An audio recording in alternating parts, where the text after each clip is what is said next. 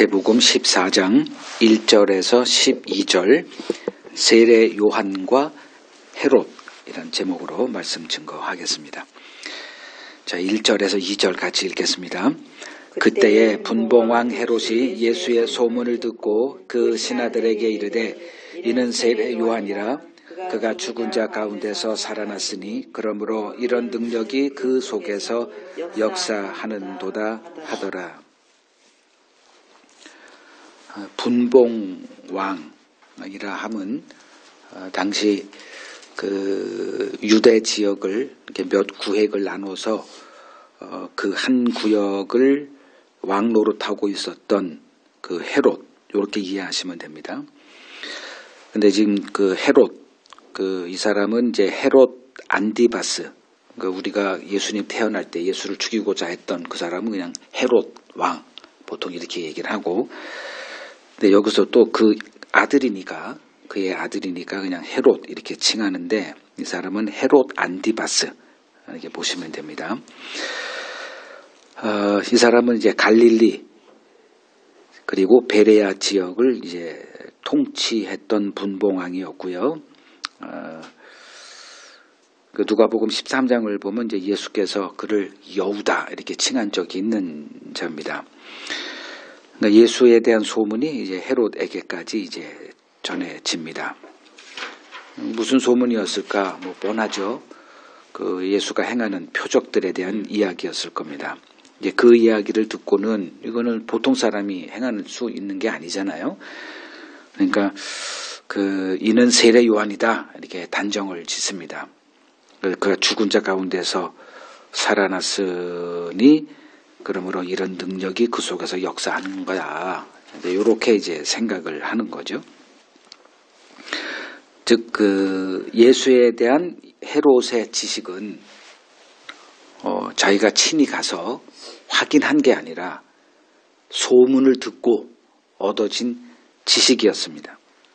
그러니까 세상 사람들의 그 예수에 대한 지식 역시 동일하죠. 듣는 거예요, 남에게. 그 세상 사람들의 예수에 대한 지식은 역시 소문에 의한 거다. 그러니까 누구에게 들은 거. 이제 이러한 세상에서 그 예수는 신비적인 존재가 아닐 수가 없습니다. 그래서 많은 사람들이 예수가 진짜 실존했던 인물이야? 라는 의구심을 떨치지 못합니다. 근데 우리가 아는 한, 이제 하나님은 그 예수에 대한 지식을 성경에 감추어 놓으셨다. 예수님이 이제 바리새인들과 논쟁을 계속 하시면서 하셨던 말씀 중에 하나가 요한복음 5장 39절입니다. 너희가 영생을 얻고자 성경을 연구하거니와 이 책이 바로 나에 대해서 얘기하는 것인 줄을 몰랐다. 이렇게 얘기를 하세요. 그러니까 성경은, 그러니까 예수님의 성경과는 그리스도를 증언하는 책이에요. 근데 그러니까 이 선민이다 칭하는, 그러니까 성경을 소유하고 그 성경을 열심히 연구했던 그 유대인들, 그리스도를 보지 못했습니다. 그래서 하나님은 예수 그리스도에 대한 지식을 성경에 감추어 놓았다. 이렇게 말하는 거예요. 뭐 간략하게 보면 그 예수 그리스도가 어디에 등장하느냐? 그 창세기 3장 15절부터 등장하죠. 그러니까 원시 언약이다. 그러니까 최초 언약이다라고 말하는, 거기에 이제 여자와 여자의 후손, 뱀의 후손, 뭐 이런 것들이 나오죠. 그러니까 뱀의 머리를 상하게 할 자로 등장할 여자의 후손. 그리고 요한일서 3장 8절에 보면 예수가 와서 할 일에 대해서 얘기를 해요. 마귀의 일을 멸할 자, 이렇게 얘기하거든요. 그러니까 구약이나 신약이나 같은 분을 얘기를 해요.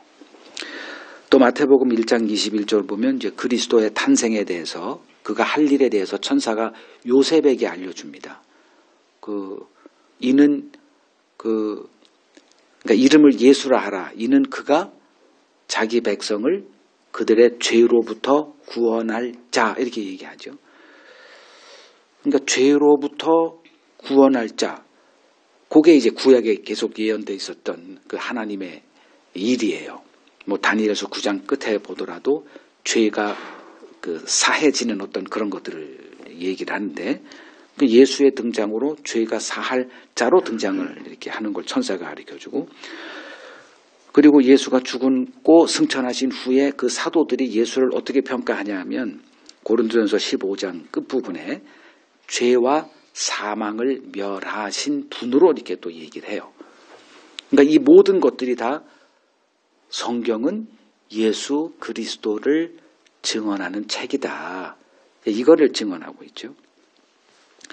그리고 성경 제일 끝부분 계시록 22장 아멘 이거 말고 제일 끝 20절에 뭐라고 되어 있냐면 주 예수여 오시옵소서 이렇게 얘기하고 있거든. 그러니까 시작과 끝이 다 예수 그리스도를 이야기하고 있다. 근데 그걸 보느냐가 문제죠. 안 보이면 이걸 또 제가 이렇게 하는 거를 이렇게 학습을 할 수 있지만 성경은 예수에 관한 책이야. 근데 어디에 이렇게 구약을 보더라도 이게 예수가 나와? 그걸 볼 수 있어야 돼요. 이게 신앙의 자람입니다. 이렇게 얘기할 수 있어요. 그러니까 소문을 듣고 헤롯이 예수는 그 세례 요한은 그러니까 예수를 세례 요한의 환생한 자 이렇게 얘기한 거를 보면 그 사람들이 이제 숱하게 예수를 이런저런 이렇게 얘기를 하죠. 마태복음 16장 잠깐 가보실래요? 마태복음 16장 그 제자들에게 예수님이 이상한 질문을 하죠. 마태복음 16장 13절에 이제 빌립보 가이사라 지방으로 제자들을 이끌고 갑니다. 거기서 제자들에게 그 사람들이 나를 누구라고 얘기하든 이렇게 물어봐요. 너희들이 소문을 들었을 거 아니냐. 뭐라고 얘기하니? 그때 제일 먼저 나온 답이 뭐예요? 세례 요한, 그죠?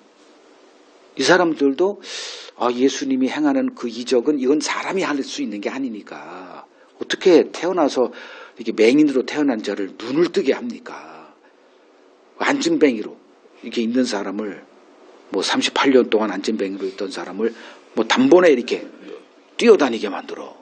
이건 또 죽은 자도 살리고 이건 사람의 일이 아니잖아요. 그러니까 뭔가 이 신비한 능력을 행하는 것은 죽었다가 살아난 세례 요한 아니겠냐. 이런 자들이 꽤나 있었다는 거죠. 뭐 엘리야, 예레미야 다 선지자 중에 이렇게 환생한 자로 이렇게 얘기를 하고 있었던 것처럼, 자, 육신의 예수의 지식, 그러니까 예수의 육신의 지식은 의미가 있어요, 없어요? 그건 의미가 없어요. 그래서 우리가 지난주에 고향으로 이제 이렇게 방문해서 거기서 나사렛에 있는 한 회당에서 예수님이 말씀 사역할 때 예수님이 그 말씀을 이렇게 증언할 때 그들이 보인 반응은 이는 그 목수의 아들 아니야. 엄마는 누구? 그의 형제는 누구? 누이는 누구? 이거 다 알아요. 그래서 내린 결론은 이제 사도 바울의 그 고린도후서 5장 16절을 이제 인용을 했죠.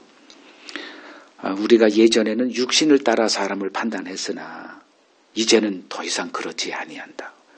우리가 예수도 육신으로 판단했었으나 이제는 아니다. 이렇게 이게 육신으로 사람을 판단하는 게 뭐라고 또 성경에서 얘기하냐면 어린아이의 일입니다.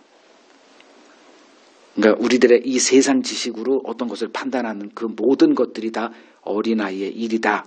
이제 사도 바울은 그렇게 정의를 내려요.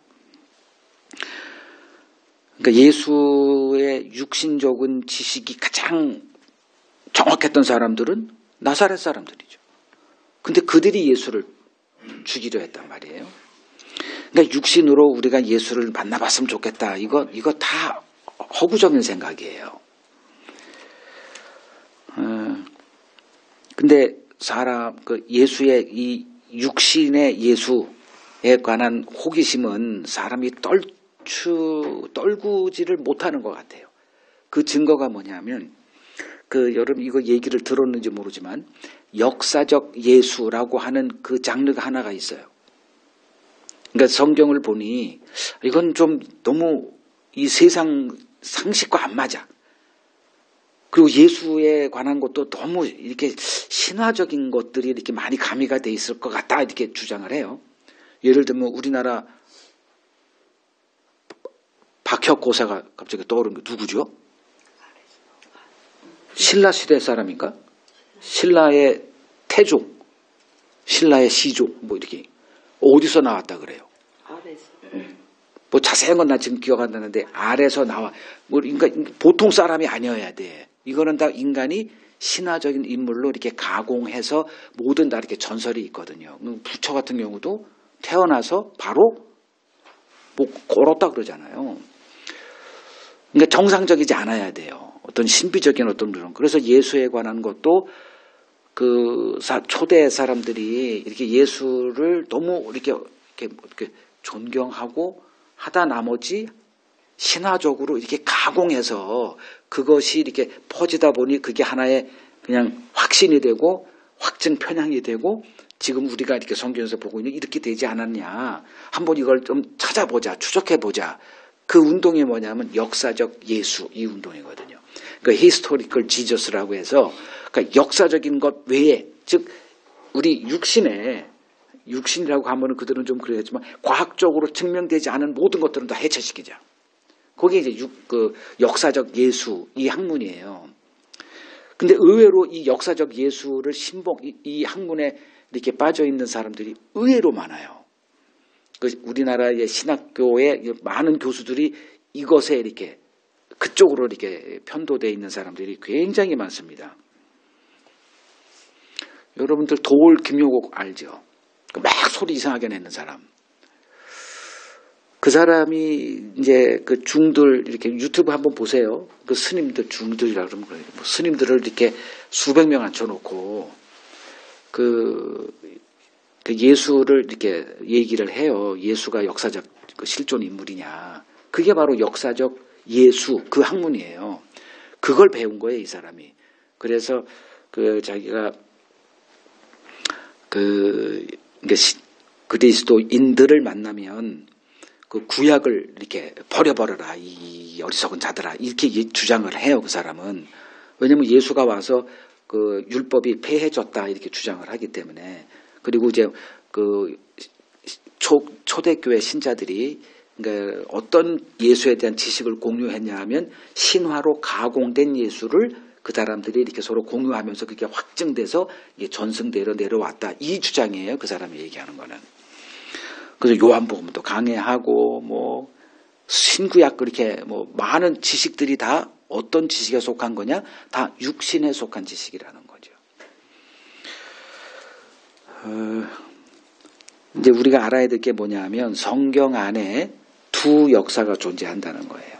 그러니까 인간 역사, 우리 눈에 보이는 뭐 구약의 애굽 나오잖아요. 이집트라는 그 문명, 이집트 문명, 그 다음에 어떤 문명이 등장합니까?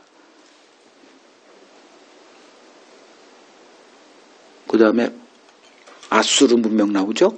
그 다음에 바벨론 문명 나오죠. 그 다음에 그리스는 안 나와. 그냥 로마로 이렇게 넘어가요. 그러니까 메데 바사, 그 다음에 이제 거기서 이제 유대인들이 다시 돌아오고 얼마 있다가 로마의 식민지가 돼버리고 이제 로마 식민지 하에 예수님이 등장해서 어떤 일이 전개돼요. 신약으로 넘어갑니다. 이러한 그 인간 역사가 이렇게 성경에 있어요. 그럼 부인할 수 없죠. 그런데 그 안에 뭐가 있어요? 하나님의 역사가 있는 거예요. 그러니까 이거는 감춰져 있고 계시의 영역으로 하나님의 언약 백성들에게만 허락됩니다.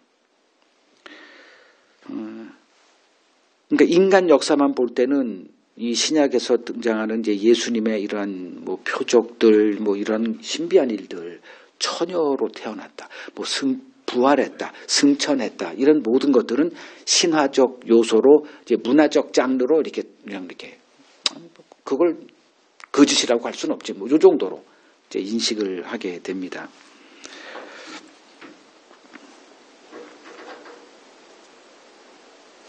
그 역사적 예수 그 연구의 결과물은 육에 속한 것들이다. 이렇게 이해하시면 됩니다.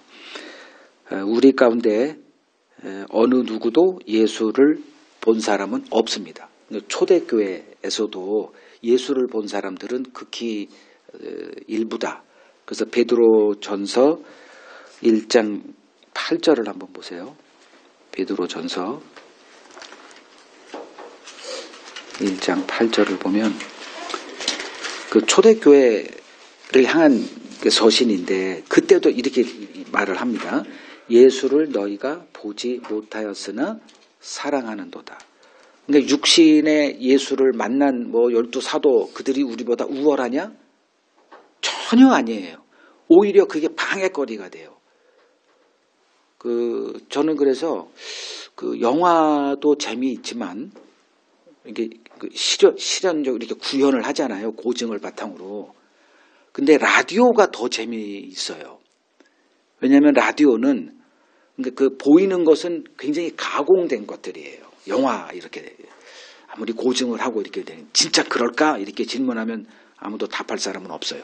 근데 라디오는 내가 상상을 할 수가 있거든. 그래서 그 방해거리가 이렇게 제거가 된 게 스토리만 듣고 그걸 내가 이렇게 상상해내. 이게 오히려 더 가깝게 접근할 수 있는 가능성이 크다. 저는 이렇게 생각을 해요. 그러니까 예수를 너희가 보지 못하였으나 사랑하는도다. 이제도 보지 못해. 이 육신의 예수는 아무 의미가 없기 때문에 그래요. 만약에 그게 우리에게 도움이 된다 그러면 예수님은 육신의 예수를 보여줬겠지요. 믿고 말할 수 없는 영광스러운 즐거움으로 기뻐하니 믿음의 결국 곧 영혼의 구원을 받음이라. 이건 영에 속한 일이다. 예수를 역사적 예수를 아무리 여기서 신비적인 거 다 제외하고 역사적 인물 요거만 딱 놓고 뭘 한다 해도 그건 뭐 아무 의미도 없죠.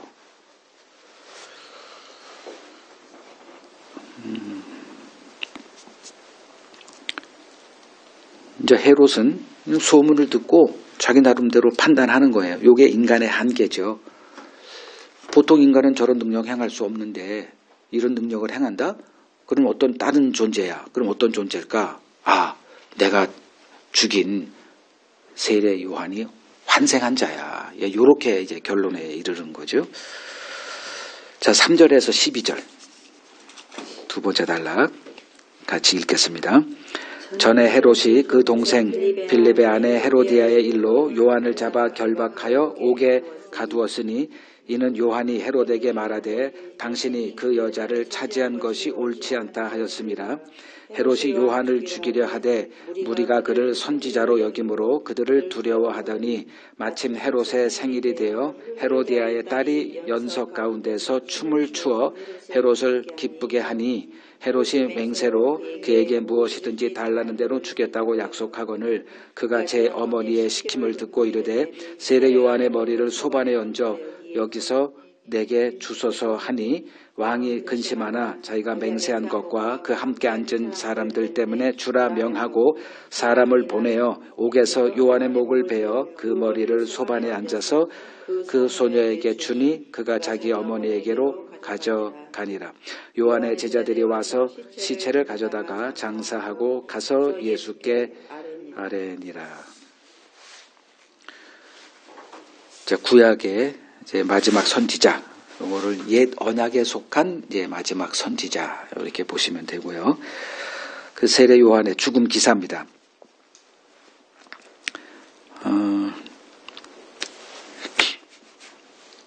그러니까 옥에 갇혔을 때는 마태복음 11장에 나오죠. 예수님이 이제 행하는 소문을 옥에서 세례 요한이 듣고 이상하다 해서 자기 제자들을 예수에게 보내서 당신이 그 약속된 메시아 맞습니까? 아니면 우리가 다른 그리스도를 기다려야 됩니까? 네, 이렇게 그때가 바로 이제 요 때와 이제 같이 됐다, 연결돼 있다 보시면 됩니다. 이게 세례 요한이 이제 옥에 갇히게 된 배경, 그리고 어떻게 죽게 됐는가를 이제 설명해 놓고 있습니다.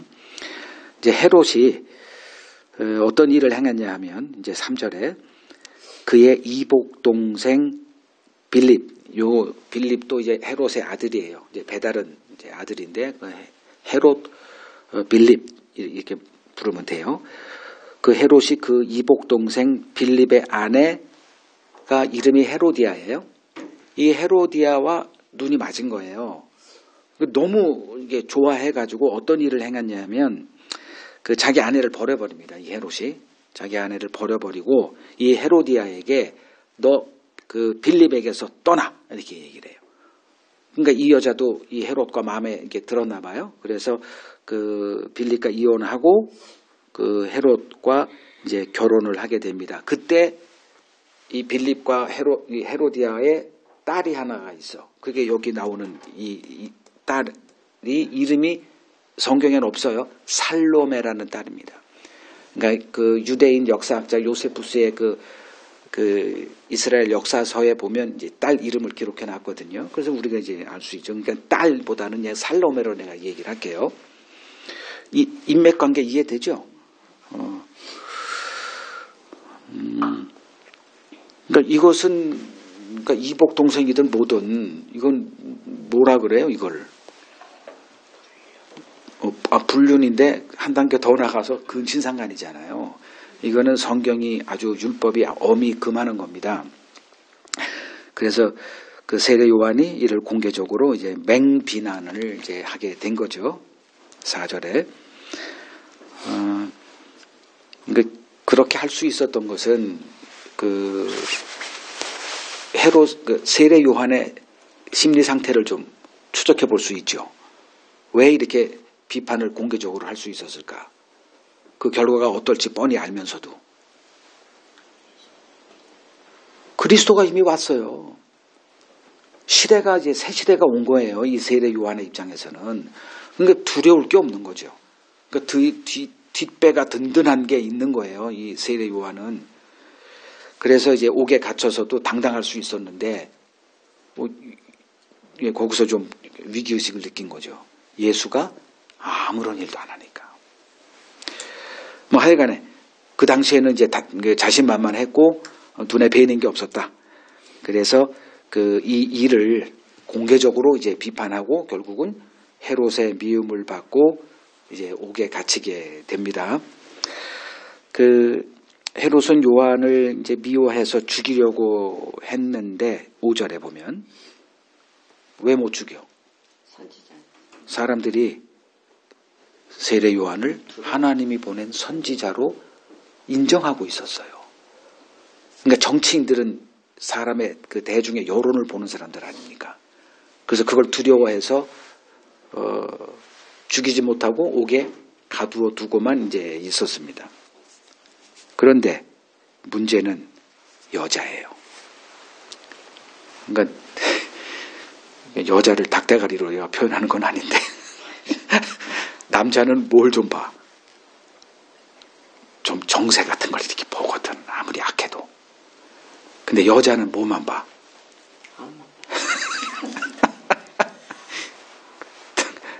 당신도 그러면 다른 여자들한테 공격받아.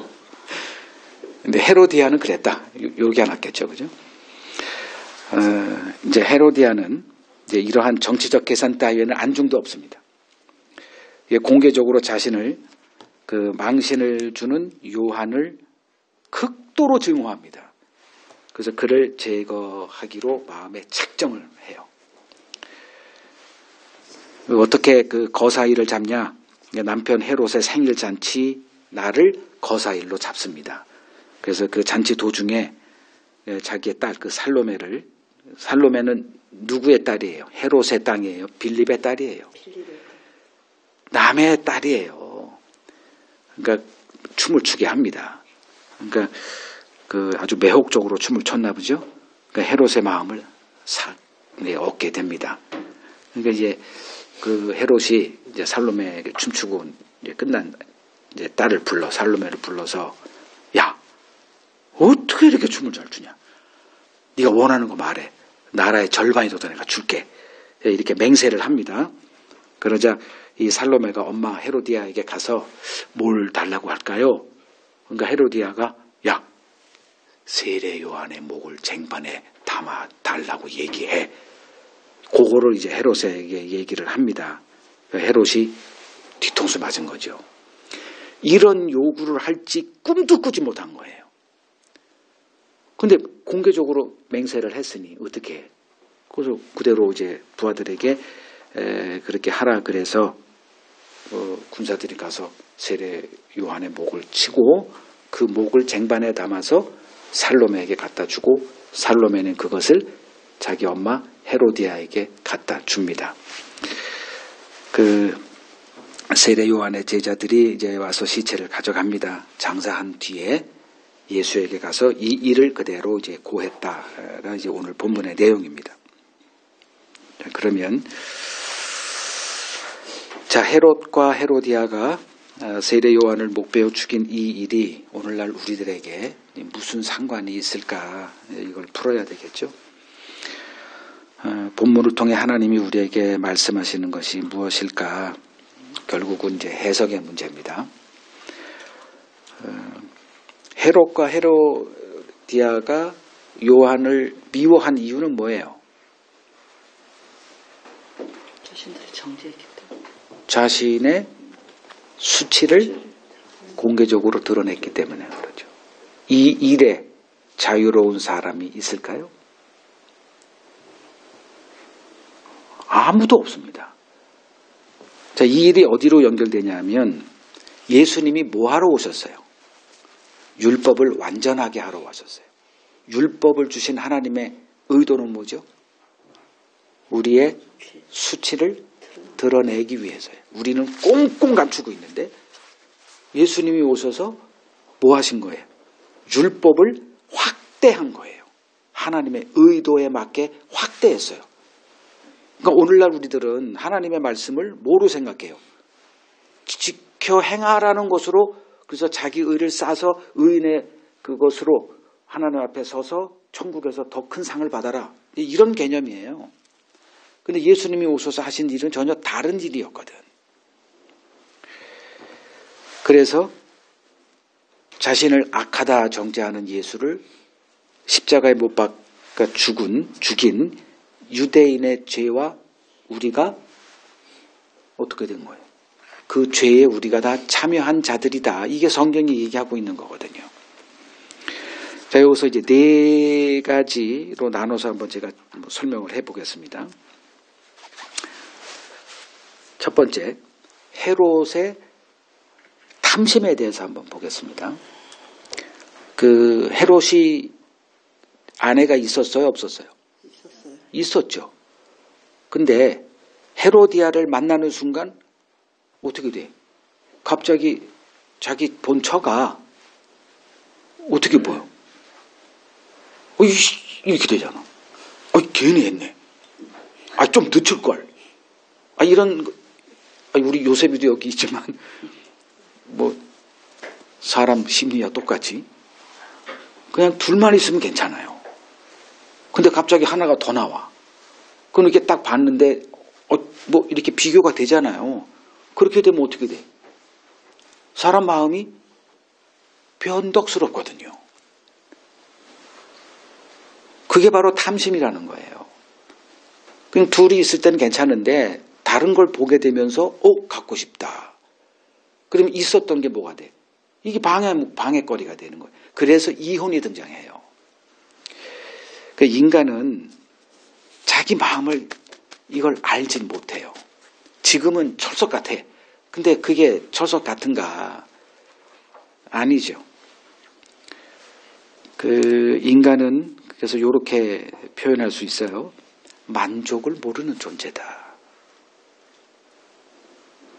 이게 고통이에요. 그냥 만족하면 되는데 이러질 못해. 이게 에덴 동산 우리가 꿈꾸잖아요. 이야, 근데 그곳에 살았던, 정작 그곳에 살았던 아담과 하와는 그 에덴 동산을 거부하고 스스로 나와요. 물론 성경에서는 하나님이 쫓아냈다 그러지만 그거 아니에요. 인간이 나간 거예요. 그래서 우리는 더 나은 미래를 꿈꾸는 존재예요. 근데 우리 인간 말고 하나님 이렇게 생명체들이 있잖아요. 동물, 뭐 짐승들. 잘 한번 연구해 보세요. 그러니까 탐구해 보세요. 그런 존재가 있나요? 뭐 새가 둥지로 살던 한 100년 전엔 둥지에 살다가 한 50년 전에는 뭐 아파트 짓고 사는 새 본 적 있어요? 뭐 1억만 년 전까지 뭐 이렇게 얘기를 하니까 1억만 년 전에 어디서 살았을까 새는? 그냥 둥지에 살았어요. 그 얼굴에 그렇게 불행한 아니요 그냥 행복해. 행복이라고 그 사람들이 아니라 그 새들이 행복 그런 걸 뭐 이렇게 인간애처럼 감정을 얘기할 수는 없겠지만 그냥 그거예요. 그냥 그렇게 살아요. 근데 인간은 어떻게 되죠? 계속 뭘 추구해요? 더 나은 거를 끊임없이 추구합니다. 세상은 앞으로 그렇게 될 거예요. 근데 행복 지수는 가면 갈수록 뚝뚝 떨어져요. 그 참 이상하지 않아요? 이 스마트폰 이거 하나만 가지고 있으면 너무 행복해 진짜. 여기 다 되거든 이게. 뭐 갈 필요도 없어. 뭐 시장 갈 필요도 없더라고 보니까. 영화관 갈 필요도 없고. 모든 걸 여기서 다 돼. 사람과 전화 여기서 다 되고 카톡으로도 되고. 근데 어떻게 해요? 행복한가? 라는 질문 앞에 자신 있게 답할 수 있는 사람은 없어요. 왜 그럴까? 만족을 못해. 그게 인간이에요. 이 헤롯이 마음에 들었으니까 지금 자기 처하고 결혼했겠죠. 그리고 행복하게 알콩달콩 살다가 어느 순간에 식어. 그 인간인 걸 어떻게 해? 식어요. 나도 몰라 왜 그런지. 변하는 걸 어떻게 해? 이걸 어떻게 다독여요? 그리고 새로 나온 여자가 좋은 걸 어떻게 해? 그러다 보니까 버려요. 그리고 술수를 버리고 이렇게 얘기를 해가지고 어떤 뭐 음모를 꾸미든 뭘 하든 이런 일들이 벌어져요. 그래서 우리는 손에 없는 저 멀리 있는 숲속에 있는 그 행복을 바라보면서 정작 손에 쥐어진 행복을 누리지 못하는 존재들이에요. 이것을 어리석다 이렇게 얘기하는 거예요. 지금의 행복을 못 누려. 왜? 다른 게 자꾸 보여. 이것이 이제 마귀의 속임수에 넘어간 인간의 어리석음이다 이렇게 얘기할 수 있습니다.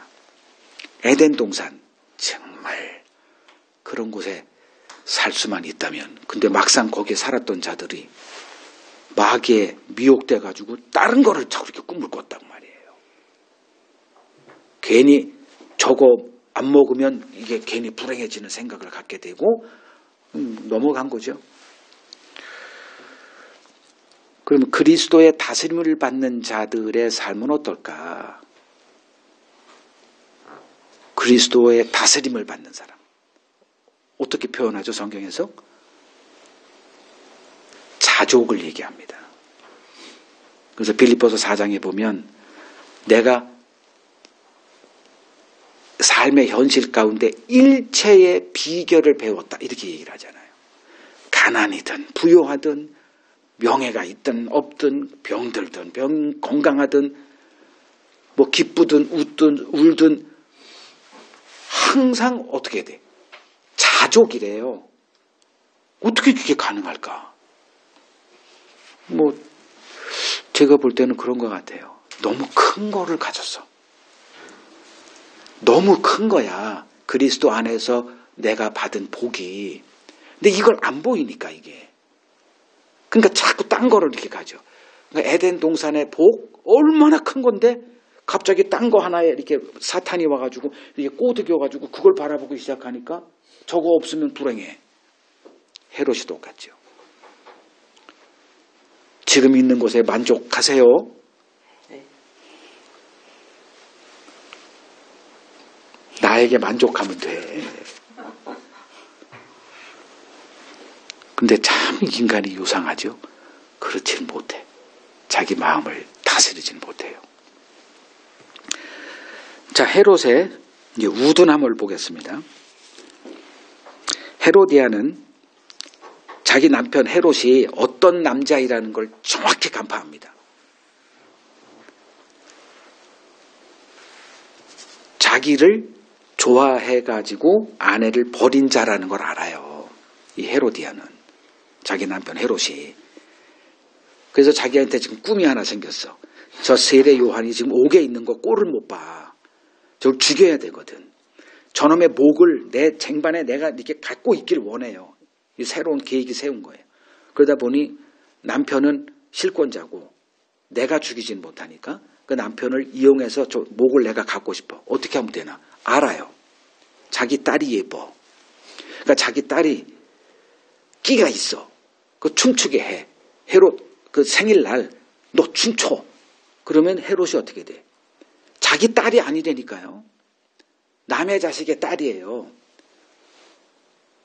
그 딸이 뭐 예쁜 옷 입고 이렇게 춤을 추면 뭐 여러분들을 위해서 춤추는 경험이 없죠. 누가 여러분을 위해서 춤춘 거 경험이 있어요? 없죠. 제가 며칠 전에 무슨 중매쟁인가 뭐 이런 그 프로가 있어요. 한 남자가 나와. 그리고 여자 넷이 나와 있어. 근데 이 한 남자는 뭐 연봉이 한 뭐 몇 억짜리인가 봐요. 뭐 저기 강남에서 영어 강사야.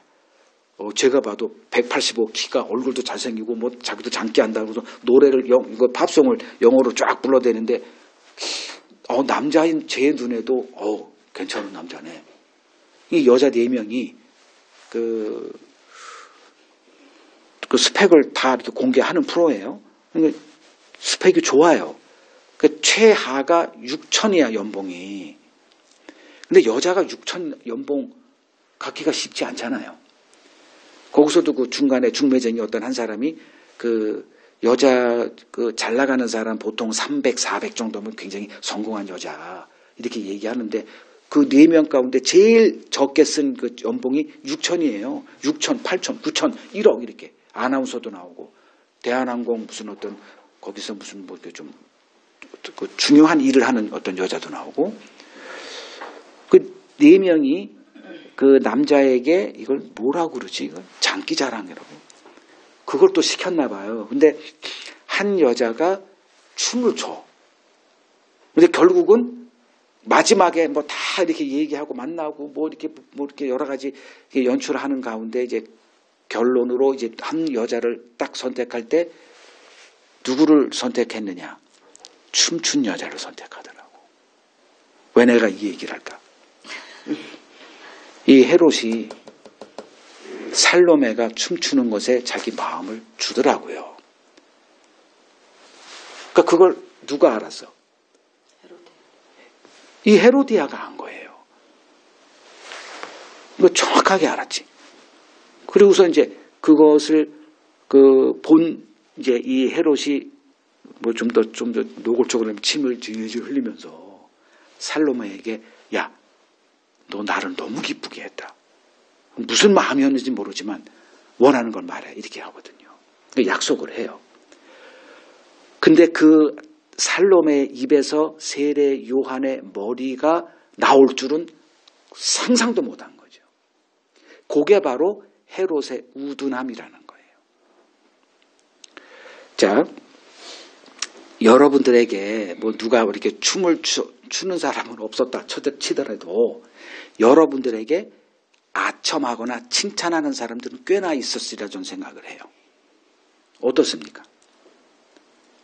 나 쳐다보지도 않고 그냥 비판하는 사람이 좋아요. 그래, 쓴 약이 좋아. 아니면 이렇게 계속 별것도 아닌데 막 칭찬하고 뭐 내 눈을 우러러보고 뭐 이렇게 리액션 좋고 어떤 사람이 좋습니까? 어떤 사람을 사위로 받기를 원하고 며느리로 얻기를 원해요? 그냥 리액션 좋고 이렇게 사교성 좋고 말이에요. 다 이런 사람을 원해요. 그게 안 좋다는 걸 다 배우지만 실제로 선택할 때 누굴 뽑느냐? 아첨하는 사람을 뽑거든요. 그래서 인간의 역사는 계속 반복되는 이유가 그거예요.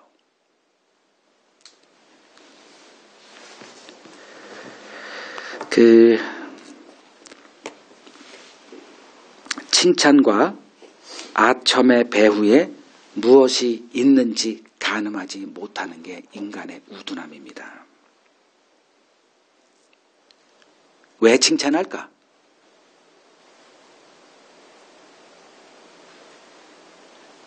왜 아첨할까?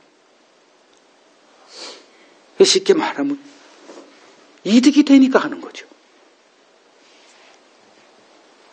근데 이 헤롯은 사람의 심리를 이해를 못해요. 효도하는 자식에게 자기의 전 재산을 이렇게 상속해 줍니다. 근데 그 자식의 효도의 배후에 부모 재산에 대한 탐심이 있었다는 걸 나중에 깨달아요. 그리고 후회합니다. 그 대중의 인기로 사는 연예인들 중에 성공한 사람은 대부분 여론을 읽을 수 있는 사람들이에요. 그래서 절대로 그 기이한 그 성격을 보이질 않습니다. 어떤 일이 있어도 항상 웃고 친절하게 행동합니다. 인간은 겉과 속이 다른 존재입니다. 그 요새 TV에 이렇게 인기 있는 그 방송인 가운데 한 사람이 기안 84. 이건 84라고 얘기하면 또 아니라 그러대. 기안 84라고 이렇게. 나도 이걸 지금 설교로 인용하려 보니까 이걸 쳐보니까 84로 읽으면 안 된다 그러대. 또 그거 하나 얻어가지고 왔어요. 다 알죠? 기안 84. 저도 이렇게 이번에 어디 그런 것들을 이렇게 보게 되면 기이한 인간이게면은 틀림없어요. 그냥 정상적이진 않아요. 그래서 사람들이 인기가 있겠구나 사람에게. 왜냐하면 다 외식하거든.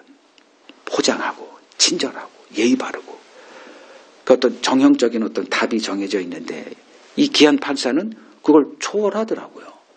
그 인도 가서 그 겐지스 강이 그 정말 더러운 강이거든. 그걸 먹어. 야, 제 위가 무슨 돼지인가? 그럴 생각이 들 정도로. 그리고 이제 뭐 어떤 행동이 거침이 없어요. 그러니까 뭐 옷도 두세 개 가지고 뭐 세계상으로 돌아다니고. 그리고 침대에서 보통 이렇게 그래도 좀 옷을 좀 입을 텐데 그냥 늘 입던 그냥 그렇게 하고 자는 것도 그냥 그렇게 자고 먹는 것도 손으로 먹고 뭐 이런 걸 보통 사람은 가리거든요. 특히 TV에 나올 때는. 근데 그거를 파괴를 하더라고. 그래서 좀 4차원적인 그의 기이한 행동으로 이렇게 사람들의 인기를 이렇게 인기몰이를 하고 있단 말이에요. 지혜롭죠. 그러니까 워낙 성격도 그런데다가 그거를 자기의 처세술로 삼았다는 생각을 해요. 근데 이거로 안 되면 이거로 가는 거죠. 그러니까 어차피 그 배후에는 뭐가 있다? 전략이 있는 거예요.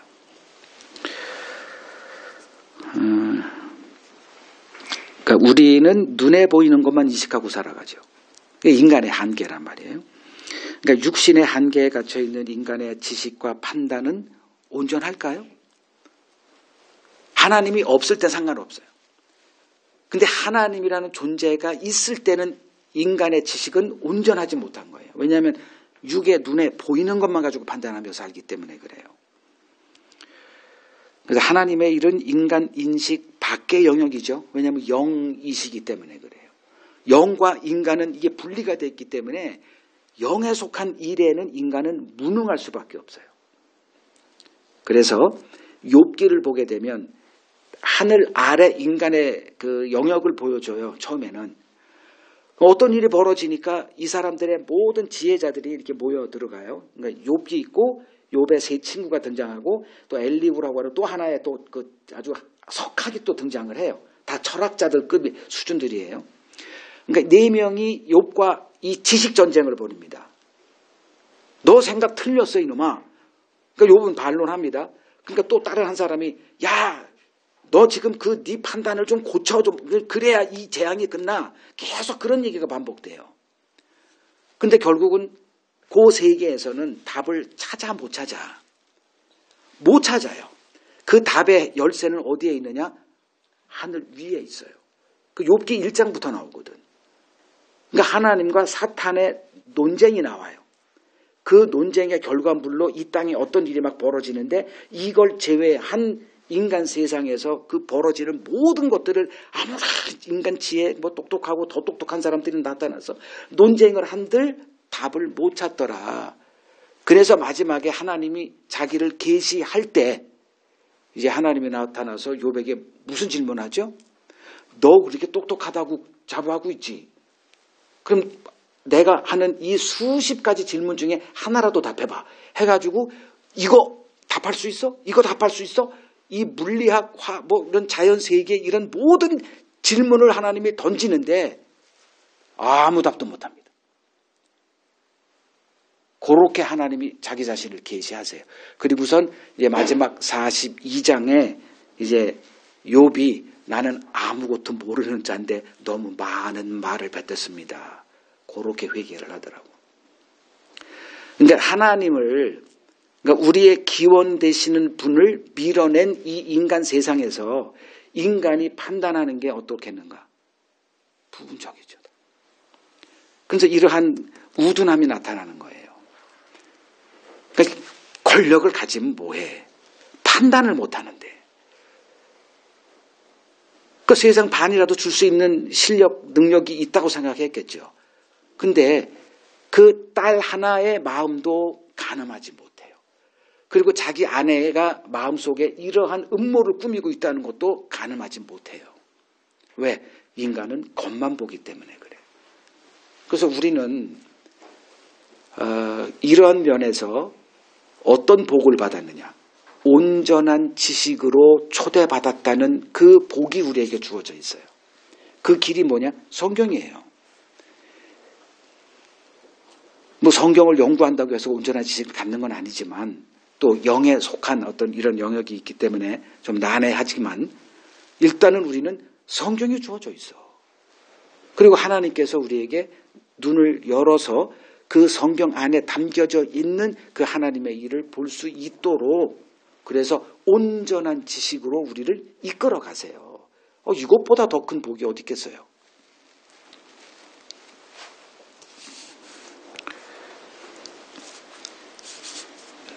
또 한 가지 보죠. 이제 헤로디아를 보겠습니다. 헤로디아의 문제가 뭐겠어요?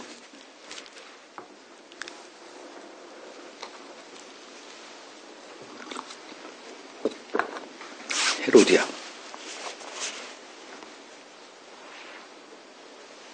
헤로디아가 왜 세례 요한을 그토록 증오하고 목을 잘라서 그걸 갖기를 원했을까? 자기 수치를 드러내니까. 그놈이 등장하면 뭔 얘기를 해? 자기들의 수치를 얘기 계속 하잖아요. 못 견디죠. 그러면 이 헤로디아의 미움이 누구의 미움이요? 우리들의 아닙니까? 나의 은밀한 수치를 알고 있는 자를 우리는 가만두질 않습니다. 그 다윗의 죄가 뭐죠? 간음의 죄죠. 그 생각 드는 걸 어떻게 해? 눈에 들어온 걸 어떻게 해? 내가 보자 그랬나? 올라가서 이제 지붕을 거니는데 들어온 거예요. 그러니까 이제 그 음욕이 발동이 됐죠. 사람을 보내가지고 정보를 캤더니 자기 부하의 아내야. 이 배는 게 없죠. 지금 그놈은 밖에 나가서 지금 전쟁 중이야. 불러요. 또 응해. 와가지고 이제 잤는데, 이 무슨 계획을 완전 범죄를 이렇게 꾀했는데 이게 안 돼, 이게. 그냥 하나님이 덜컥 애를 준 거야. 그러니까 이 증거를 없애야 되잖아요. 그러니 빨리 우리아를, 그의 남편을 데려와. 요압에게 이렇게 전가를 해. 그러니까 요압은 나중에는 이제 그 다윗의, 자기 죽은 다윗의 약점을 아는 자가 되잖아요, 요압은. 그러니까 그도 또 쾌재를 불렀겠지. 내가 나중에 이거 가지고 이렇게 술을 쓸 수 있겠구나. 근데 우리 아가 와서 이제 자라고 해라. 그래서 이 아기가, 그의 아기, 그때는 뭐 DNA 검사가 있어요. 뭐가 있어요. 이게 완전 범죄를 계속 하려고 하는데, 이놈이 앉아, 이게 너무 충직해가지고. 그런 죄를 안 범했으면 군대 잠깐 세울 만한 사람이죠. 그죠? 이렇게 충직한 사람이 어디 있어요. 그리고 계속 술 먹여도 안 가. 정신이 올바라도 좀 이상해도 도무지 이걸 넘어뜨릴 수가 없어. 그래가지고 한 게 뭐예요? 제거했잖아요. 나중에 그러니까 그가 죽으면 어떻게 돼? 완전 범죄가 되잖아요. 그가 쳤다고 얘기하면 되거든. 그때 어떻게 알아요?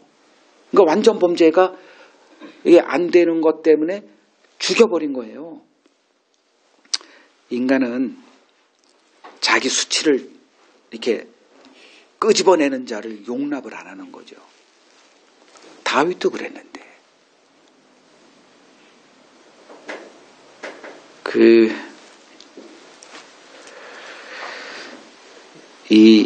자신들의 이 부정행위, 불륜행위, 뭐 근친상간이라고 좋아요. 이거를 계속 그냥 공개적으로 비판하고, 이렇게 하는 그 세례 요한을 헤롯도 미워했고 헤로디아도 미워했어요.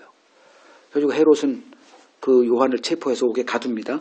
근데 이제 헤로디아는 가만두지 않죠. 한 발음 더 나가가지고 이렇게 수를 써서 목을 쟁반에 가져오게 됩니다. 근데 그 애들은 힘이 있는 자들이니까 이렇게 하는데 우리는 그럴 힘은 없으니까 이렇게까지는 못해도 어떡하고 살아요? 미워하고 그들을 기회만 있으면 이렇게 깎아내리고 하는 일들에는 참여하고 산단 말이에요. 자, 살인하지 말라. 여기에는 뭐까지 포함되어 있다? 미워하고 어떤 사람을 향하여 이 라가, 이 어리석은 놈, 이 미련한 놈, 이것까지 다 포함시켜요, 예수님은. 그러면 이 죄라, 우리가 나를 이렇게 나의 비리를 자꾸 뒷담화하는 이런 사람을 미워하는 우리들의 마음이나 같아 달라. 똑같은 거예요. 이게 하나님의 시각입니다.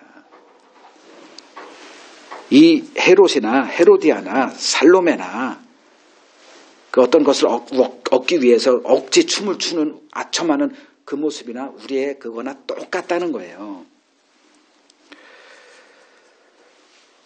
그 폭군 시대에서 살아남으려면 어떻게 해야 된다? 입을 다물어야 됩니다. 입을 열었다가는 모두가 다 이제 불행한 일을 겪게 되죠. 그러니까 부패한 인간의 마음엔 이제 어떤 본능이 자리하고 있냐 하면 그 창세기 3장 7절 부패한 첫 인간의 열매가 뭐냐? 창세기 3장 7절. 뭘 만들죠? 가죽 옷은 하나님이 해준 거고. 무화과 나무 잎으로 옷을 만들어 자기의 뭘 가려? 수치를 가리는 거예요. 그렇게 하나님이 인간을 정의하세요. 인간의 본능엔 뭐가 있다? 나의 부끄러운 것들을 가리는 게 있어요. 여자들이 제일 많이 하는 게 뭐예요? 자기 옛날에 못나게 나온 사진 없애는 거. 근데 남자들은 그런 거 별로 안 하거든. 그냥 그걸 추억으로 이렇게 갖고 있길 원해요. 나 이렇게 그땐 이랬어. 근데 여자들은 그걸 용납을 못 해요. 인간은 이제 어떤 존재냐 계속 지금 이제 그거를 내가 얘기하고 있잖아요. 인간은 자기 자신을 객관화시키지 못해요.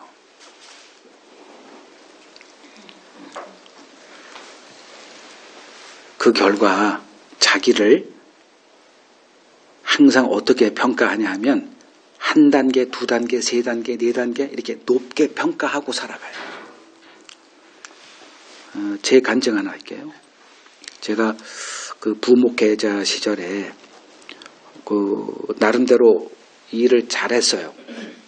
내 생각에 일을 잘했어요.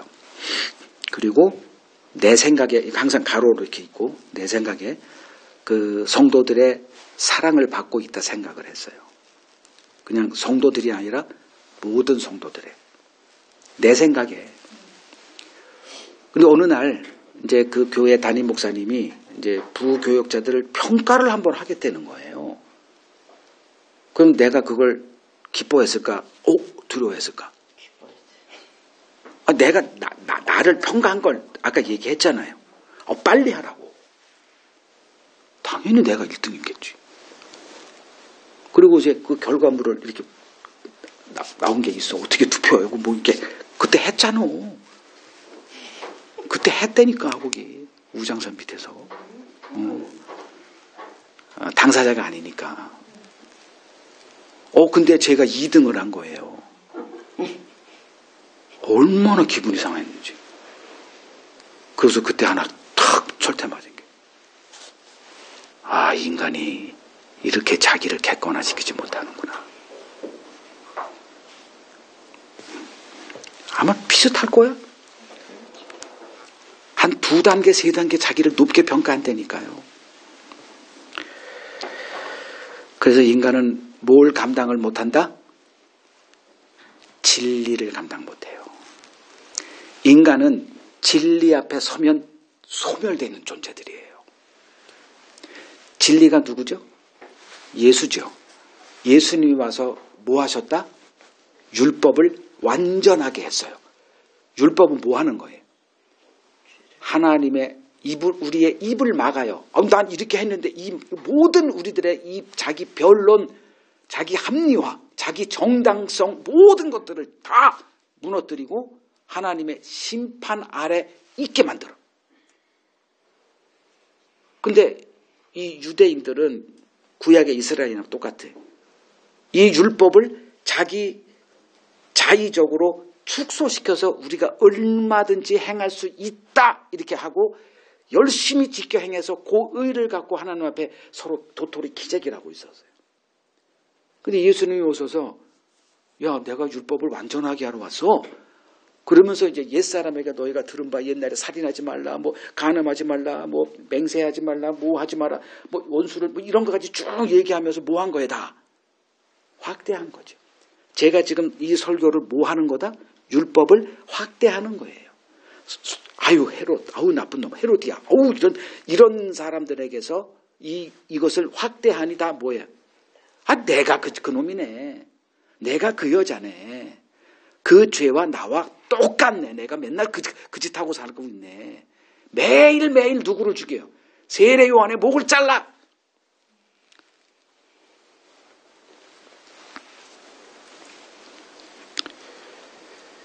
그래서 인간은 자기 자신을 제어할 이 브레이크, 안전장치를 떼버리고 사는 존재들이에요. 그러니 인간의 운명은 결국은 자기 파멸의 운명일 수밖에 없어요. 거기서 하나님이 건져주시러 오신 거예요. 멈춰. 근데 지금 이 두 사람 헤롯과 헤로디아 그의 가족들 이대로 가면 어떻게 돼요? 반드시 망하는 거예요. 그래서 세례 요한이 그들을 건져주기 위해서 이 나쁜 놈들아 한마디 했거든. 그랬는데 잡아가지고 목을 잘라 죽여버렸어요. 우리가 그런 사람들 아닌가요? 제가 여러분들에게 조금 그렇게 개인적으로 쓴소리 한번 해봐요. 안 와. 안 온다고 여기.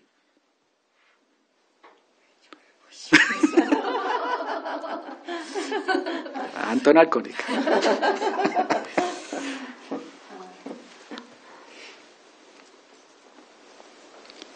하나님은 우리의 부패한 마음의 실상을 정확히 보고 계십니다. 그게 진리예요. 그래서 하나님의 이 영으로 봐야 돼. 우리는 속뚜껑을 보질 못하거든. 그 웃고 있다고 웃는 게 아니거든. 모르겠어. 제가 그 목회하면서 제일 어려웠던 게 사람을 읽질 못하는 거예요. 그러니까 나를 이렇게 째려봐 설교할 때. 그러니까 나중에 알고 봤더니 너무 존경스러운 눈으로 봤다는 거예요. 그러니까 나는 그놈을 안 했으면 좋겠어. 나를 이렇게 째려보는 게 그 눈초리가 그런가 봐. 그러니까 서로 엉뚱하게 생각을 하는 거예요. 그래서 판단하지 말아야 되겠구나. 그렇다고 눈을 안 볼 수도 없고. 설교학 시간에 아이 컨택은 반드시 필수니까 하라고 이렇게 이거 하는데. 근데 내가 보는 이 시야가 뭐예요? 겉만 보잖아요. 그 마음에서 뭔 일이 벌어진지 알 수가 없어요. 제가 한번 아프리카 가나에서 거기 한인교회에서 이렇게 설교할 기회가 있어가지고 제가 이제 설교를 했는데 한 사람이 계속 울어. 그 나중에 이제 끝나고 나서 이제 얘기를 이제 해봤더니 자기가 이제 한국에서 어떤 선교사가 목사님들이 오니까 피아노 칠 사람이 없어가지고 자기가 이렇게 피아노를 이렇게 와서 좀 쳐달라고 해가지고 한 몇 개월 동안 진앙을 중단하고 있다가 하도 급하게 담임 목사님이 와서 피아노 좀 쳐달라고 해가지고 피아노를 이제 반주를 하다가 그날이 이제 제가 와서 설교하는 날인데 제가 이제 좀 목회가 잘 안 되고 교회 성장이 안 되고 하는 그런 과정에서 그때 그 얘기를 좀 나눴죠. 하나님께서 어떻게 또 이렇게 말씀을 해 주셔서 지금 네 눈에 보이는 그것이 현실이 아니다. 너에 대한 나의 계획은 다른 게 있다. 뭐 이런 걸 이렇게 좀 얘기를 해줬는데 아마 그게 와서 이렇게 팍 이렇게 됐나 보죠. 그래서 목사님이 저를 살리셨다. 그래서 그것 때문에 그냥 막 감출 수 없어 눈물을 흘리고 울더라고. 그래서 왜 그런지 내가 알 수가 없죠. 근데 이제 그런 얘기를 하는 거예요. 그러니까 우리는 항상 겉만 봐. 모르잖아요, 속을. 근데 그러니까 나도 나를 모른단 말이에요. 그러니까 나를 보는 나의 판단은 항상 자기 긍정이죠. 다 자기 긍정이고. 이러한 우리에게 하나님이 하실 일이 뭐냐? 의사로 오는 거예요. 의사가 누구에게 찾아간다? 누구에게 찾아가? 건강한 자에게 뭐하러 의사가 와요? 병자니까 오지. 그러니까 병자에게 하는 일이 뭐예요? 옷 다 벗어. 그리고 칼 들고 누워. 그리고 그냥 너무 아프니까 마취제 좀 이렇게 좀 하고 그리고 그냥 갈라가지고 그냥 암덩어리 빼낸단 말이에요. 근데 누가 그걸 원해요? 아무 이상 없는데나 지금. 이게 우리들의 한계라 그랬잖아요. 나는 아무 이상 없는데 왜 자꾸 이렇게 나를 괴롭혀? 그게 선지자들이 미움받았던 이유죠.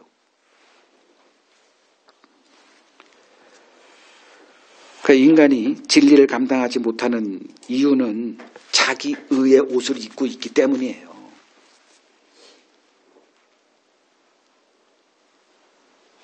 그래서 우리에게 편안하게 나를 책망할 수 있는 사람이 한 명이라도 있으면 그 사람은 진짜 복받은 사람이에요. 근데 대부분 없을걸요? 왜냐하면 내가 거부하니까. 저 같은 경우는 지금 없어요. 제 주변에. 그래서 말씀 앞에 서지 않으면 전 죽습니다. 여러분들도 마찬가지일 거예요. 사람에게 그게 하긴 어려우니까. 여러분들이 제대로 성경 보는 법을 배우셔서 성경 앞에 서서 그 하나님의 그 진리의 잣대로 된 책망을 받으시라고요. 근데 그걸 안 하죠. 왜냐하면 미움받는 길이니까. 아무도 안 합니다. 그냥 자존감, 세상에서 상처받았다, 교회라도 와서 위로해 주겠다, 행복 전도사들이 돼가지고 자기 머리에 목사들이요 하나님의 진노의 숯불을 지금 계속 얹어가고만 있다.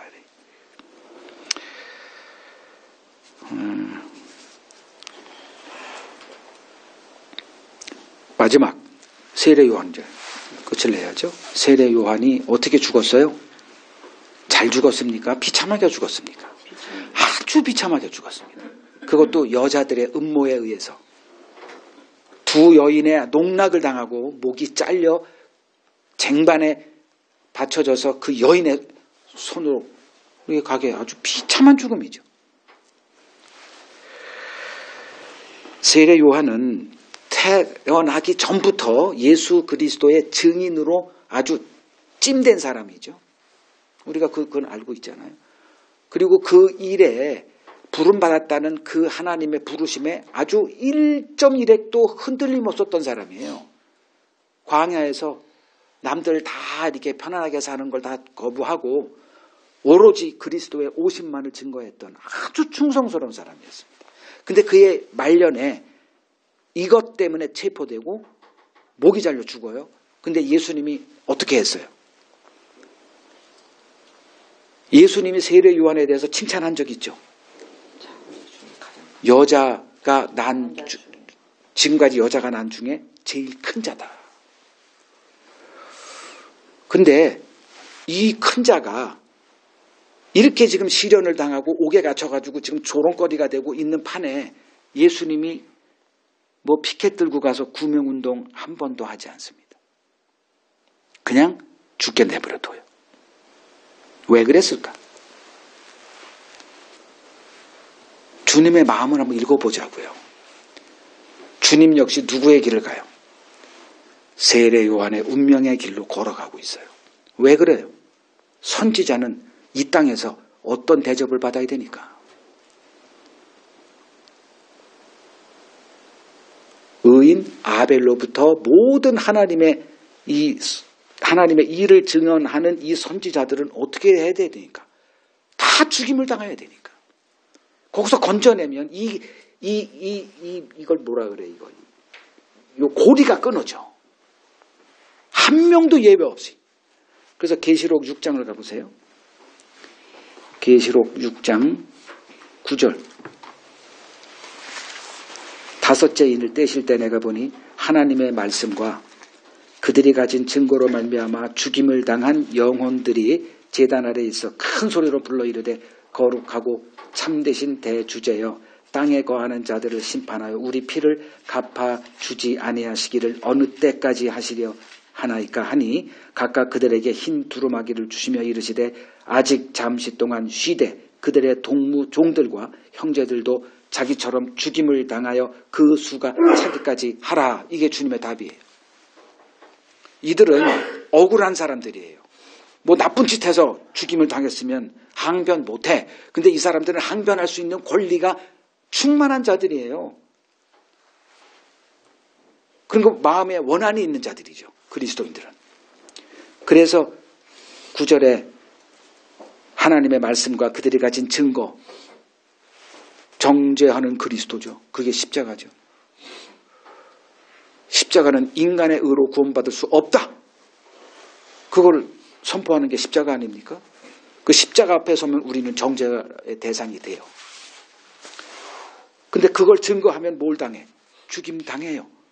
그래서 제단 앞에 그 아래에서 큰 소리로 우리 원한을 언제 갚아주실 겁니까? 하나님의 정의가 언제 세워질 겁니까? 호소할 수밖에 없는 자들이 그리스도인들이에요. 그러니 세례 요한이 죽음 가는 것을 주님은 어떻게 봤을까요? 복 받은 자로 보시는 거예요. 그래서 8복 끝이 뭐예요? 8번째 복이.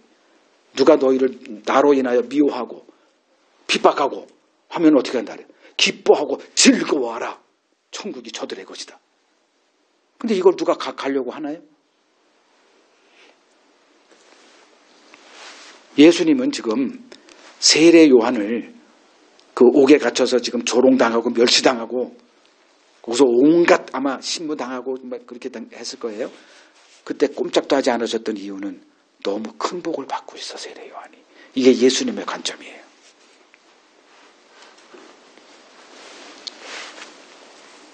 그리고 예수님은 지금 그 길을 또벅또벅 지금 걸어가고 계십니다. 관점이 다르죠. 예수님은 이 땅에 뭐하러 오셨어요? 우리를 그 지옥불에서 건져주기 위해서 오셨어요.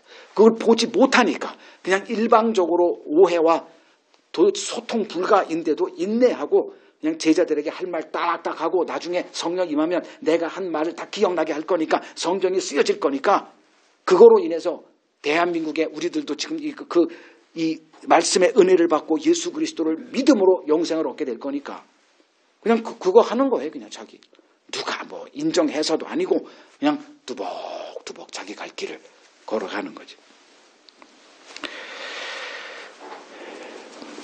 누가 복된 자예요?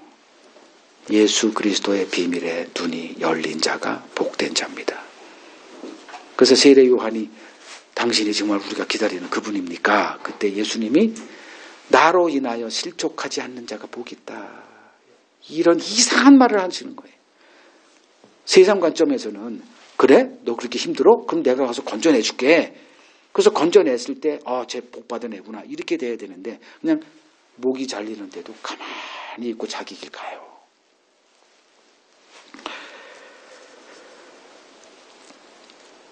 천국의 열쇠는 그리스도를 아는 지식이기 때문에 그리스도를 아는 지식에 눈이 열렸다. 대박 터진 거예요. 저는 이 기쁨 속에서 살아갑니다. 감사한 거예요. 받은 게 너무 커. 받은 게 너무 커요. 이제 이런 관점으로 내 주변의 현실을 바라보니 하나님이 내게 준 복이 넘쳐나요. 이게 사도 바울이 신약 성경에 이렇게 기록한 내용들이에요. 그 그리스도를 아는 이 지식은 죽은 지식이 아닙니다. 그냥 학습돼서 여기서 이렇게 입술로만 하는 지식이 아니에요. 내 삶에 전방위적으로 영향을 미칩니다. 그래서 그 그리스도를 아는 지식은 우리를 어디로 인도하냐 하면 그리스도께서 가셨던 그 길로 우리를 이끌어갑니다. 그게 자기 부인과 십자가의 길이에요. 그 길로 인도합니다. 이걸 보고 하나님께 감사하십시오. 아까 송고사님이 어떤 사람을 만났더니 감사가 넘쳐. 그랬더니 그 내용이 보더니 그 세상 복에 대한 감사가 넘치더라. 그런 기쁨을 누리는 사람들에서 나오게 한 게 하나님의 은혜죠. 그러니까 우리는 다른 기쁨 속에 사는 사람들이고, 그리고 그 지식이 나의 삶을 지금 과연 그렇게 이끌어가고 있느냐, 이걸 확인하시면 되죠. 다시 오실 주님 앞에 서게 될 날을 우리는 소망하면서 주님이 우리를 이끄시는 그 길을 그냥 주님의 손에 맡기면서 걸어가는 자들입니다. 우리는 더 이상 이 세상에 속한 자들이 아닙니다. 그리스도에 의해서 세상에서 건짐받은 자들이에요. 그리고 천국을 유업으로 받을 신분으로 살아가는 자들입니다. 이거 생각하십시오. 이걸 묵상하시고 사세요. 삶의 현실은 끊임없이 우리를 이 지식으로부터 이탈되게 할 거예요. 끝까지 버티십시오. 세상에서 어떤 평가를 받든지 그 평가가 나를 규정할 수가 없다. 오직 하나님의 말씀만이 진리고 그 진리의 평가를 받으며 난 살겠다. 우리는 그리스도에게 속한 자들이라는 거, 이거 한 사실만으로도 우리는 어떤 삶의 처지에서도 기쁨과 즐거움, 만족을 누릴 수 있는 자들입니다.